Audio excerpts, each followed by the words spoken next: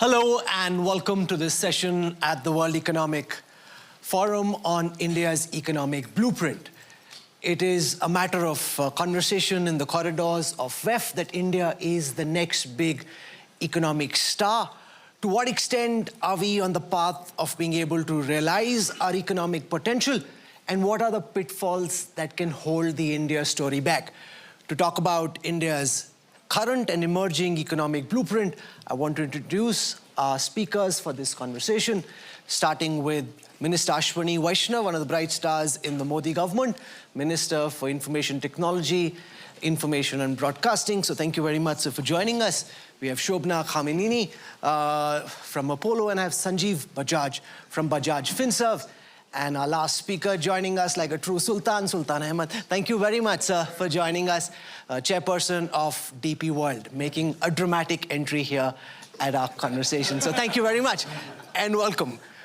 I want to start by asking Minister Vaishnaw about what makes you confident that India will be able this time round to achieve its true economic potential, given the number of false starts the world has seen India make in the past. Why do you think we're on path to becoming a developed country, like the Prime Minister says, by 2047? Thank you, Rahul. I would like to say that India has a very well thought through economic strategy at this point of time for the last many years now. The strategy is based on 4 pillars. Pillar number 1 is public investment in social, physical, and digital infrastructure. Pillar number 2 is a lot of focus on technology, manufacturing, and innovation. Pillar number 3 is inclusive growth. We have a very diverse society, inclusive growth. Pillar number 4 is simplification. I'll take a couple of minutes, Rahul, if you permit, to explain these 4 pillars. When we look at public investment, in the budget of 21, we started with about 40 billion US dollars. Then we ramped it up to 60, 80, 100, and this year's budget, the current financial year that we are running, is 125 billion US dollars. This is going into physical, digital, and social infrastructure. Physical as in the highways, the railways, the transmission lines, the ports, the airports. You must have seen the numbers. Last year we constructed 5,300 kilometers of new railway lines. To give you a context, the network of Switzerland is 5,000 kilometers. In 10 years, we have electrified 45,000 kilometers of railway lines. Again, to give you a context, the network of Germany is about 35,000 kilometers. So that's the pace at which we are. We have doubled the number of airports. We have doubled the capacity of our ports. In case of digital infrastructure, if you look at the way 5G was rolled out, 450,000 towers are today radiating 5G signals in the country. About 6.5 million kilometers of optical fiber cable has been taken to the last point, last village in the country. So a lot of emphasis on digital infrastructure, and we created a complete digital architecture where people can solve population scale problems using the artifacts which are available, which have been funded by the government. Social infrastructure, number of universities opened in the last 10 years, 370. It's practically every week one new university is being opened, right? So huge focus on building new hospitals, building new schools, building new universities. So the first pillar, public investment in digital, social, and physical infrastructure. The second pillar is huge emphasis on manufacturing, technology, and innovation. We all know 10 years ago we had hardly a handful of startups. Today we have 130,000 startups and 120 plus unicorns in our country. We have seen how much focus on manufacturing has given us the good results. 10 years ago, electronics manufacturing was practically nil.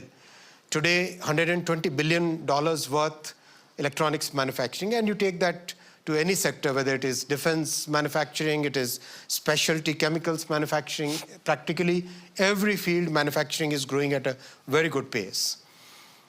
The focus on innovation, focus on technology, that's the second pillar. The third pillar is inclusive growth. We have a very diverse society in our country. We have 18 official languages having different scripts, and people at very different stages of economic growth in their lives. In the last 10 years, if I give you this number, 510 million bank accounts have been opened where people who had never had any access to banking, they have become part of the formal financial sector. 510 million means the whole population of Europe plus Japan combined. 130 million households have got tap water connection. Imagine the change it brings in the lives of the people living in those households. 110 million people getting cooking gas connections, which was earlier thought to be a privilege of the rich, is now available to the people at the bottom of the pyramid.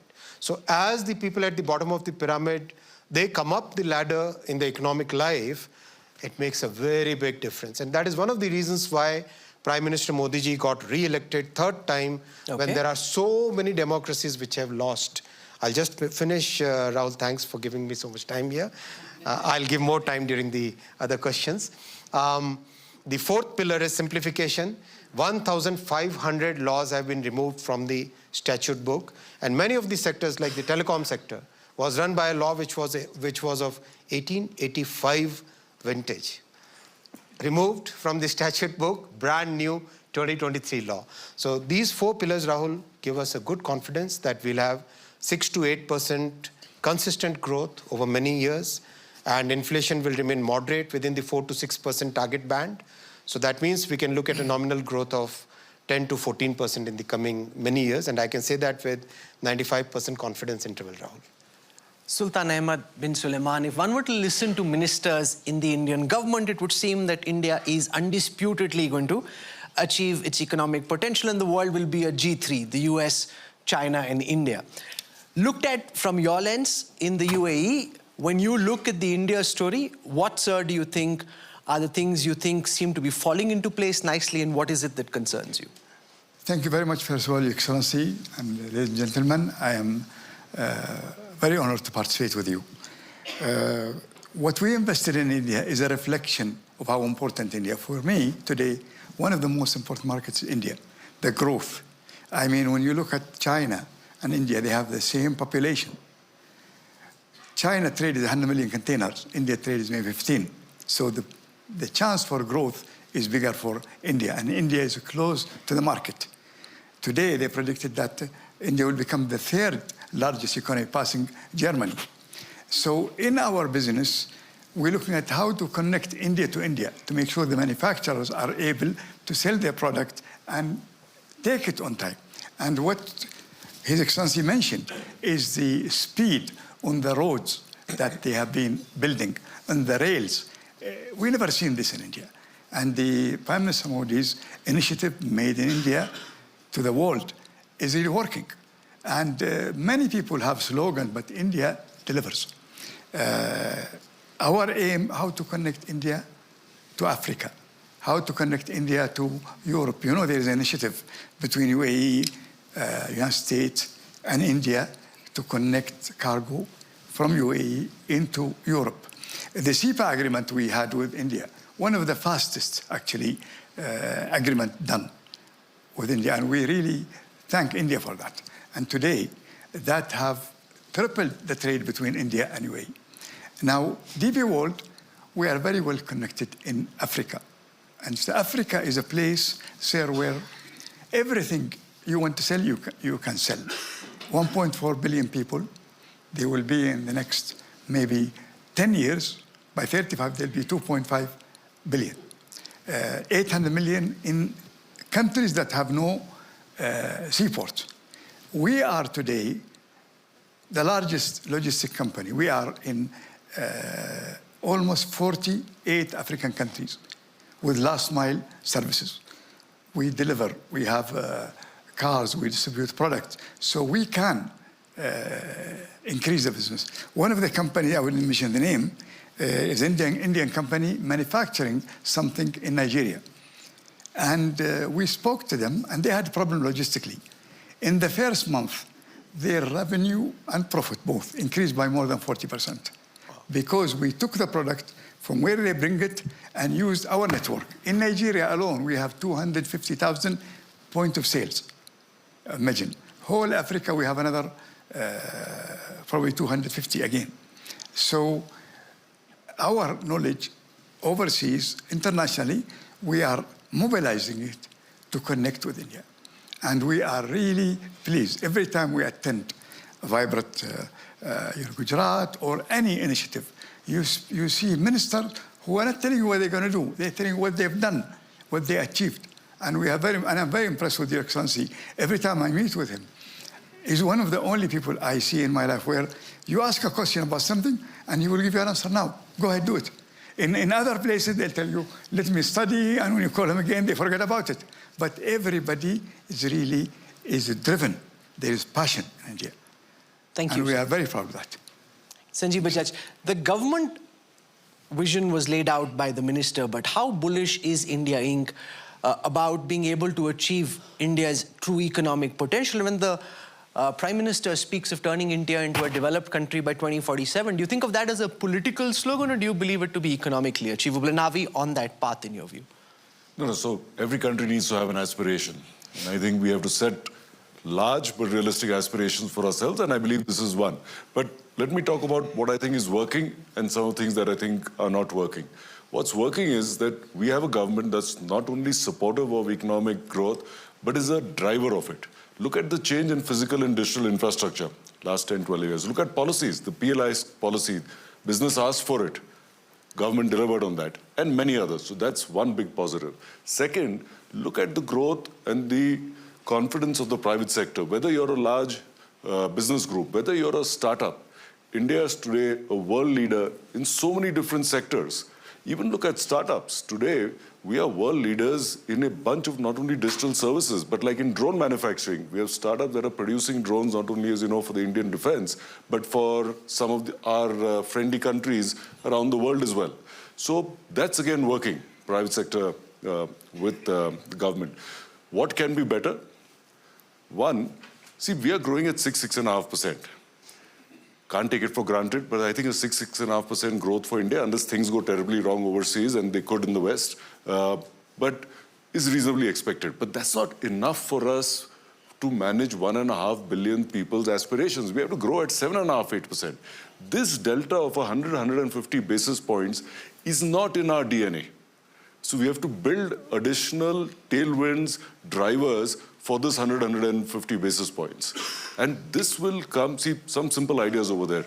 Our PLI schemes, electronics, auto, and a bunch of industries working well. But simple things, why can't we connect our free trade agreements, align them with the sectors where the PLI schemes are there, and our custom duty structure? Bring these together, it will significantly improve the ease of doing business because they all get aligned. Today, if we look at the brilliant way in which the GST Council works in India, center and states, and there are differing priorities at times, but they sit together, they decide. Sometimes we have a state minister over here, so sometimes if things don't work, things get postponed, but then eventually they implement. Why can't we have GST-like councils for land, labor, electricity, water, some of the basic things that manufacturing companies need when they're expanding or investing? If we do this between center and states, I think it makes a big difference. Lastly, we went through 1 or 2 quarters of slowdown, and sometimes from some quarters we get into a blame game. Arey, private sector is not putting in money. Arey, we've given tax breaks. What is happening? Let's keep in mind, government has done a great job. And I'm not just saying it because the minister is here and we are on TV. But what is also real in the last 4 years is the wars, COVID, and coming out of that, this is our 4th or 5th year as the fastest growing large economy in the world. We should be thrilled with that. But yes, we have to get to 8%.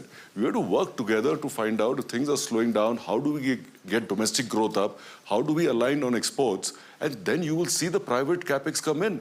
Because private capex, unlike government capex, we have to pay back.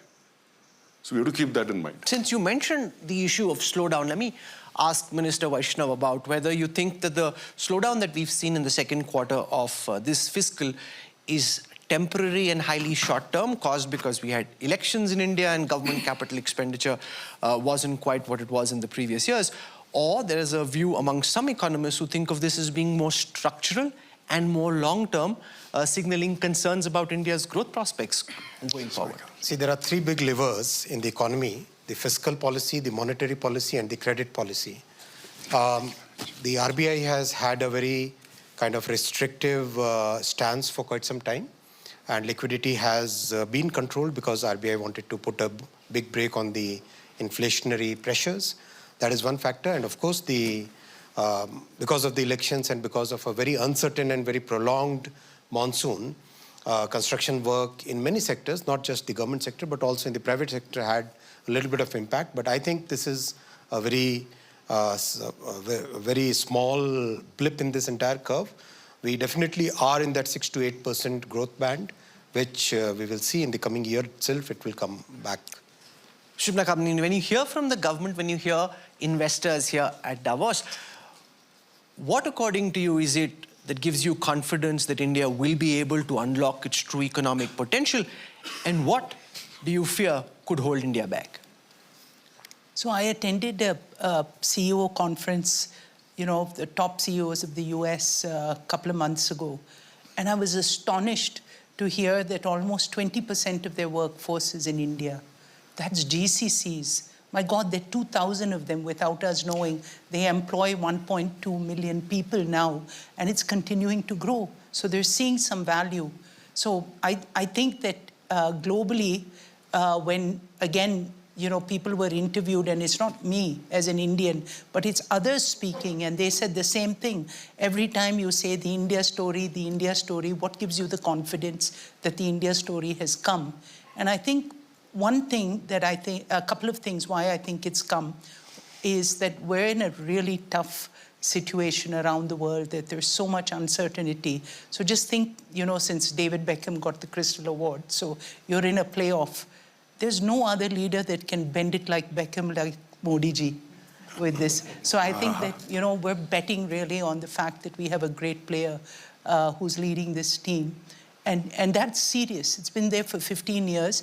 And I love the fact that the government is thinking like an owner, that they don't think about quarter by quarter, except when you're trying to push private sector. But, in this thing, but you're thinking long term, what can India be? And I think this what can India be is what excites everybody. So one factor, let me give you just a couple. So one, as a personal owner, I'm second generation business.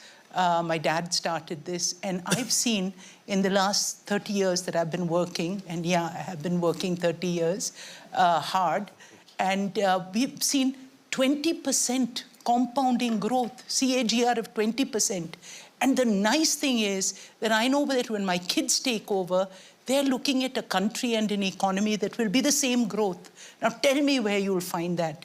And you meet business after business, and they'll see that optimism. And the thing is, they're finding different ways to do it. And that's the excitement, that it's not just the old way. Now we've turned, we turned our business around to say that, we can't just give physical healthcare. We have to be digital. Now we move AI. And when you think exponentially, and that's what this government has been able to give us, or India, India has been able to give us, that we can dream to be.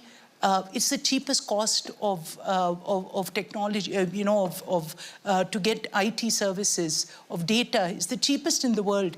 Everybody has a mobile phone. So now they can think about creating, and most of us are born entrepreneurs. So all these people are thinking, what can we do to make this happen? And that's what I like about the India story. Another India story is that everything is not just concentrated in the metros. It's not concentrated in Delhi. It's about the states. It's about the hundreds of cities that are coming up now, which is exciting, that people are moving towards and thinking, I can become a billionaire even if I don't sit in the 4 metros. So this is the excitement. The compounding factor of India is something that no one else in the world can match, and that too with the stability. Yeah. Minister Vaishnaw, there are two global meta trends playing out simultaneously. One, you've got American President Donald Trump coercing companies to come and invest in America and make America great again. And you've got the potential opportunity for India to plug into China +1 global supply chains. We've missed that bus a couple of times in the past when that window of opportunity was created. Given the pressures on American companies, global companies to set up manufacturing in the United States, What makes you think that a lot of these global companies which are looking at India, assessing whether it can be a source of manufacturing as they expand outside China, that India is where they're likely to come? They've been to Vietnam, they've been to Indonesia, they've been to Mexico, other countries. Why do you think this time they may choose India? So Rahul, we must see this from a different frame. The frame that I would like to present before you is the frame of trust, the frame of talent, and the frame of design capabilities.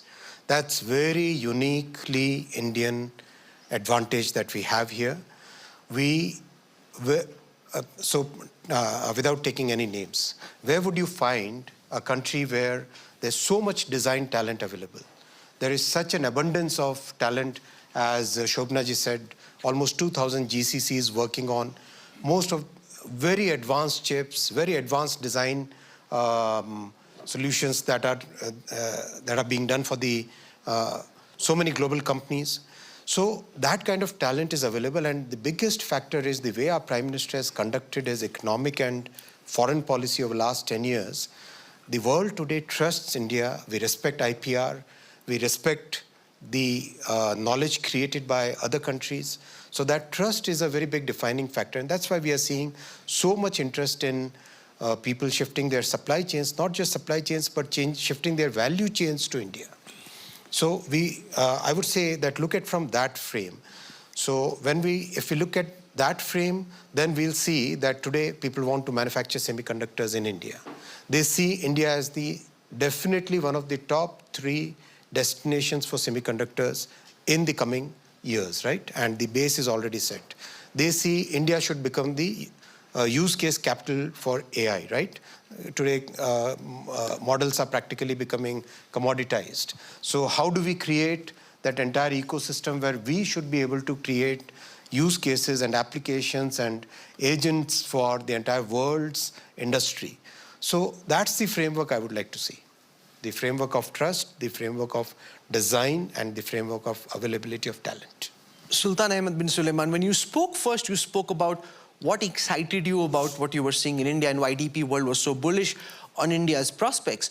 What more do you think you'd like to see from Minister Vaishnaw and from the Indian government, which you think from the lens of an international investor could help India truly unlock its economic potential? I'm very pleased and happy with the support of the government. And I tell you, as a good example is the Excellency the Minister. In one day I meet him and a lot of things are resolved. This is the policy in India. But I'll touch on something else about multinationals. Today is a window of opportunity because many manufacturers want to move out to the Far East, mainly China, because in the pandemic, the whole supply chain shut down. And China just opened a year and a half. China is facing tremendous difficulties in exporting what they haven't produced. That's why a multinational like Apple moved to India, and they produce in India. Now, one of the multinationals, without naming them, is we are shipping for them 10 to 12 billion from India, which they manufacture in there. There'll be many more coming. And when you talk about Trump, I know it's a very interesting subject. People talk about him basically trying to tax and try to raise the duties. What Trump wants is fair trade. He doesn't want free trade. Fair trade, from Trump's point, American market is open. You want to work with me, open your markets. And we don't want to name which countries, but many countries are like that. And he's very happy with India and how the progress in India. I believe with the nearshoring, which means a lot of people don't want to manufacture far, they want to manufacture in the consumer market. There's no other place better than India. I only have one issue with Indian manufacturers and traders. A lot of them are so busy enjoying a big market, so export, not many people are interested. Let me tell you, I met many of them. They do an amazing job, but they have a big market locally.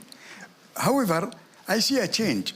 One of the companies called TVS Motorcycle, they're one of the largest in the world. He actually went to manufacture outside and he went to export to Africa. Now, in Africa, we are in over 48 countries. And we're working with him as we speak now in giving him facilities in Africa. But many will move. They have no choice to avoid taxes or whatever. They will have to come in my opinion, too. So, Minister Vaishnaw, respond to this, because as I was speaking to Dr. Geeta Gopinath at the International Monetary Fund, one of the things she said was that if India truly wants to achieve its economic potential, this government needs to reduce trade tariffs to actually plug into global supply chains, that you can't have a policy of trade protectionism playing out at the same time when you're hoping to enhance manufacturing, because as Sultan Sulayem said, you have to aim big. You have a big market in India, but just trying to address that local market isn't big enough. China aimed big, and India needs to reduce tariffs to be able to do the same. Simplification of tariffs is one of the major agendas of our government, and a lot of simplification has happened in the past, you have seen. A lot of digitalization has also happened in the past, and that has really helped the industry and especially the global supply chain. I'll give an example where the mindset is changing. In the case of electronics manufacturing, let's say, we have a domestic demand which is today almost like saturated, because 99.1% of the mobile phones that we use in our country are today manufactured in India. Now, from here, the growth strategy has to totally change. So this is the change in mindset now. Earlier, we were looking at import substitution, manufacturing for the domestic demand, and now we are looking at make in India, make for the world, look at export-led growth as the next phase of growth. And that is happening in many industries, pharmaceutical industry, for instance, yes, in chemical industry, for instance. In garment industry, it has been there for quite some time. So that change in mindset is happening, and simplification in the customs laws, simplification in the customs structure, that also is happening. Yes, there will be some duties to protect certain segments, which is important for us. And that kind of calibrated approach is a better approach, I would say. I frankly don't agree with the very theoretical approach of many economists. I would rather take a calibrated approach, which is more practical and more commonsensical. Sanjiv, Bajaj, you spoke of the need to find some way of ensuring that we can grow the economy by 1.5% more than it is growing at this moment. And a lot of economists say that what worked for China in the 70s, the 80s, and the 90s might not work for India in the same way, because this is a different world. You know, the tailwinds aren't pro-globalization, they are headwinds that you face, and therefore relying more on services exports rather than just traditional manufacturing would rather be the right way to go. So how do you see this in terms of reimagining what it takes to be able to grow at 8%? You know, Rahul, we are at a very interesting point of time in the economy. At close to $2,800 per capita, we are actually a country where over 60 million Indians have the same per capita as Europe, $50,000, $60,000. 400 million have the same per capita as Indonesia, about $8,000 to $10,000. And then there are a bunch of them that are naturally poorer. So you have India firing various engines. And hence, in the same way, whether domestic investment or domestic growth or exports, both have to fire. And fortunately, we are seeing that. So in the last 5 years, if you see, our exports growth has grown from about 535 billion to close to 800 billion this year. The domestic market, so when you're growing at 6-7%, you're doubling the market every 10, 11 years. And we are seeing the benefit of that. But we have to continue doing this. Coming to a specific point, both manufacturing and services is required. We have a very significant advantage in AI. And while it's still early days of AI, some of the experimentation we've done in our own companies shows that growth could be, or productivity could be enhanced 20-25% over there. And people get worried, is AI going to take away jobs? The more boring, repetitive jobs will go away. But AI will significantly support the human in the next level of jobs. And you know, our demographic dividend, young country, speaking English, many of them having a STEP background, really can get job ready. And that's why we have to focus on the right skills to use AI as we learn, as AI also evolves in the coming years. But we can't wait 5 years. We have to focus on that now.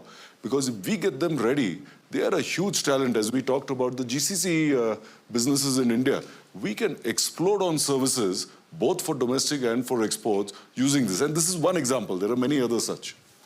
Shobana, Kamineni, because we've got two sets of Indias. One at the very creamy layer, the super bright, sharp, highly educated, technologically savvy youngsters who run many of Silicon Valley's top companies are playing an important role in India and the United States and elsewhere in the global economy, and that you've got a big bulge of people emerging out of different educational institutions who don't have the same skill set required to be able to thrive in an AI world. Sanjiv Bajaj says you have to do it now. Are we doing enough to be able to ensure that that young generation has the skills required to plug India into the global economy? Or do you think that that could become a big bunch of people who are discontented because the world is changing? You are people at the top who are growing and they feel that they're being left behind. The truth is, I think obviously we're not doing enough. And if you look at it, by 2030, India will have 1 billion employable people. That's 1 billion people who can be employed for the workforce. And it's everybody's problem. So, you know, while I think that the ability, and I want to leave you with another fact. I just heard from this thing, Mark Benioff. He said, this will be the last age, we'll be the last CEOs in history to have just had employees who are human. So it's going to change, that we're not only will there be 1 billion employable Indians, but there will be another maybe 10 billion agents who are employable also into this workforce. So now that's what we have to see, what will move the needle. And I think that whatever that we need to do in India to create that social satisfaction is a big one, in which will all consumers. Nobody has immediate answers, but I think what's important is that the government recognizes that this is a figure, and this is the time. I agree with Sanjiv that this is the time. It's already late. We need to be able to bring those changes, and the hope is that we have the opportunity to be engaged in global supply chains. And just like we did with phones, just like we're going to do with auto, just like we're doing with defense. So there are other things in manufacturing, but more than that, like you say, in kind of services, India for a graying world, you can't get away from that. Yes, even we are aging, and a figure to yours is that we already have 90 million, 110 million people who are above 60 in India. But, having said that, there are a whole bunch of 1 billion people who can be employed for this world. So the government needs to be able to think. We as industry need to think how we can give more jobs. Easy for me to say because I'm in healthcare, we need bodies. And so while we can make the bodies more intelligent, but you will still need the physical to happen. And this is so important. So we need to double down on those industries that will create and bring back something of people to give them valuable work. Because I do believe that unless people feel valued, they're going to be unhappy. It's not just giving them an income. Nobody wants subsidies. They always come back and tell us, give us work. And I think it's our responsibility. So as much as technology companies, that are coming into India and are welcomed into India, they have to come also with a commitment that they'll create an X number of jobs. So I think this is something that we should put as an underlying that, that if I wake up in this thing, but I still think that used right, we'll definitely pass your 8% with this, If we can get those billion working in jobs, this is a compound. But that's a very big if. Minister Vaishnaw, this skilling challenge, the fact that you've got the creamy layer which has the skills to be able to ride the AI wave, when you have a lot of graduates emerging from these mediocre educational institutions who are not at the very cutting edge. And this is a time when a lot of work is being done by robotics, a lot of it is automated. And therefore, India's young population, which at one level is its biggest advantage, but potentially could become a point of distress as well.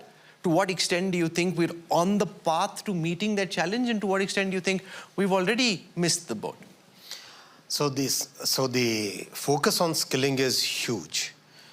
In case of AI, I can give the targets that we have set for ourselves. At least 1 million people should be ready with AI tools, AI skills. They should be able to create those use cases, create those applications which the world wants.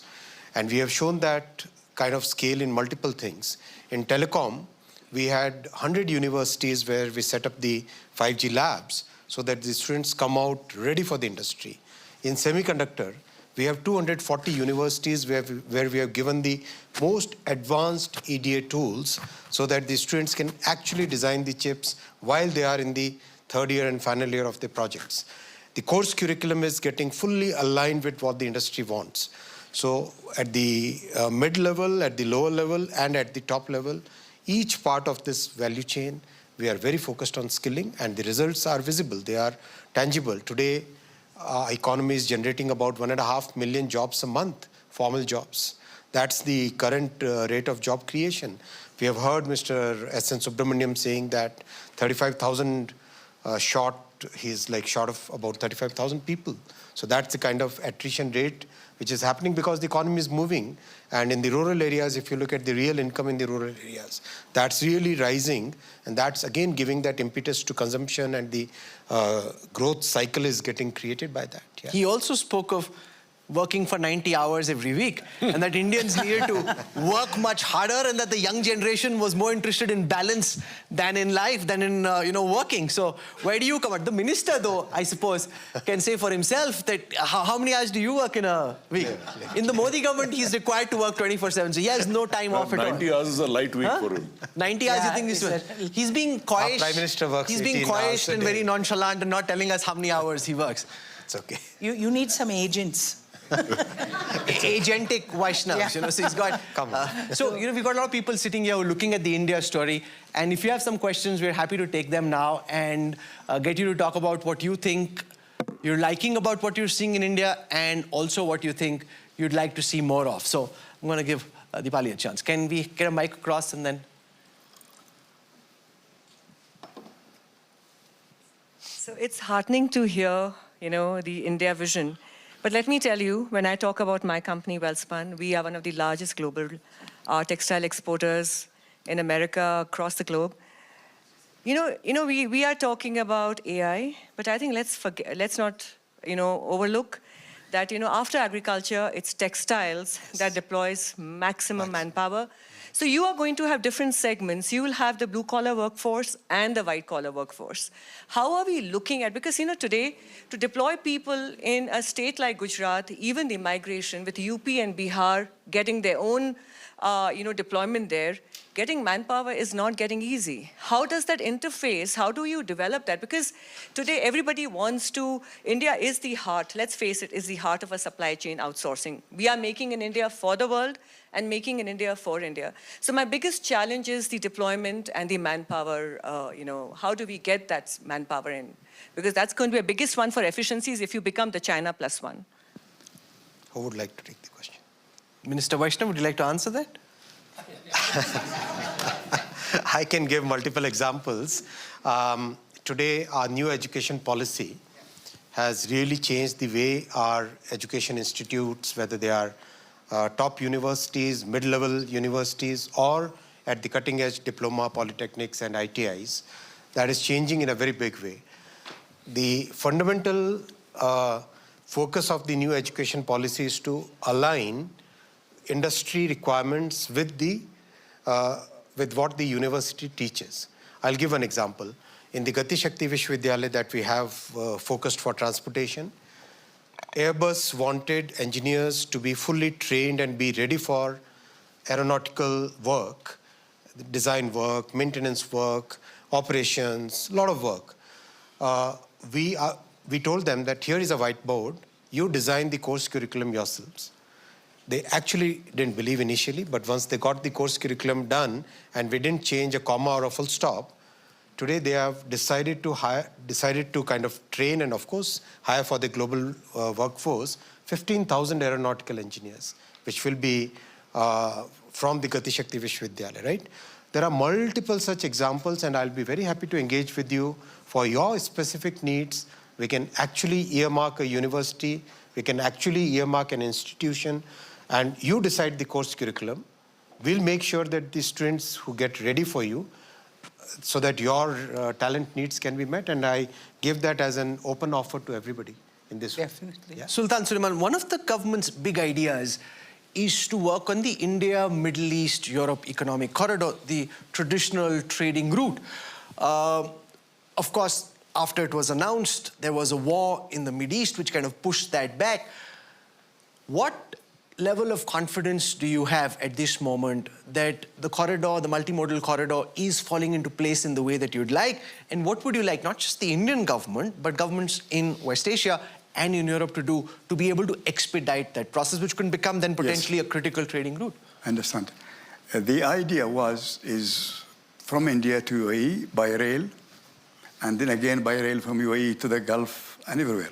My question, how long that will take? We did our own rail in 2004. We just finished it. So you want to tell me we're going to connect everybody? We have to work with what we have. So today, we are taking cargo from India to Bandar Abbas. From Bandar Abbas, we take it to Uzbekistan, to Warsaw, within about 10 days. So we are creating routes for Indian cargo to reach Europe. The plan is good, but it will take time. We have to find new routes. I have another comment about, if you allow me, about the employment. In Dubai, we established a Bay-Free Zone. With 3.5 million people, we created 500,000 jobs and 42% GDP contribution for Dubai alone. Imagine with a country like India, that will be big. A lot of people want to move. So when I hear about projects in India, building port after ports, in my opinion, port will not get you employment. Manufacturing will. Yes. And we learned something in Jabal Ali. The only time we were able to make the port work is when we produce a lot of product in it. So that experiment, or port-centric, meaning a port and industry, and we do this everywhere. In Ecuador, we have an industry. In India today, we have a new port in Gujarat, Tunatakra. We are building the port and acquiring land. We actually bought so many lands in India today. And many of these industries want to come to a kind of a free zone, because free zone gives people a confidence that the law doesn't change.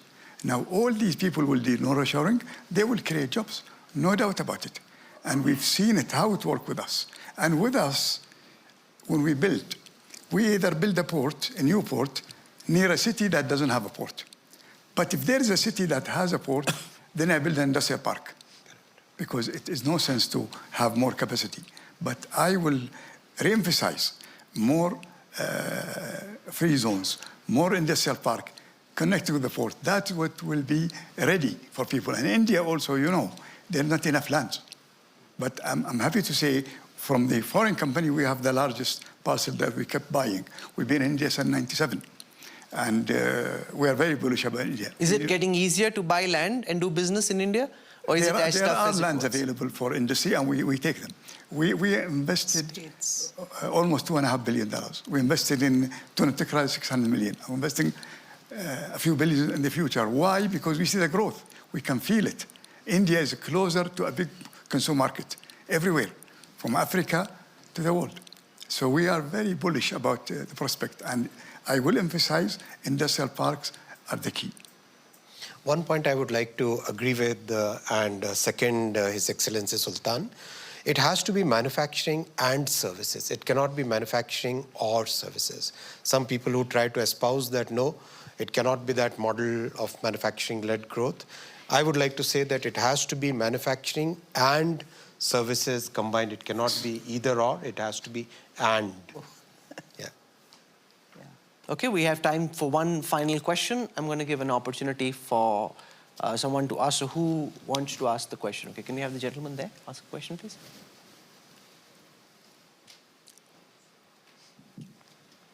So I'm Simran Preet. I run a non-profit in India.